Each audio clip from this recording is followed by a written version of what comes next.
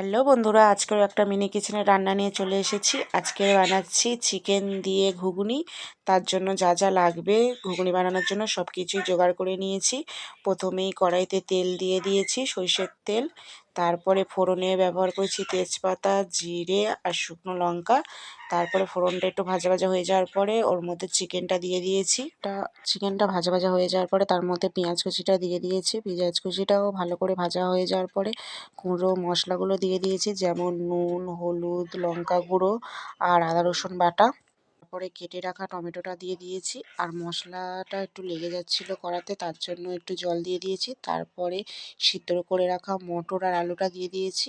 আর একটু ধনেপাতা কুচি সেটাও দিয়ে দিয়েছি। কষিয়ে নেওয়া ভালো করে কষানোর পরে পরিমাণ মতো জল দিয়ে দিয়েছি। জলটা একটু হয়ে যাওয়ার পরে দেখো কি সুন্দর ফুটছে।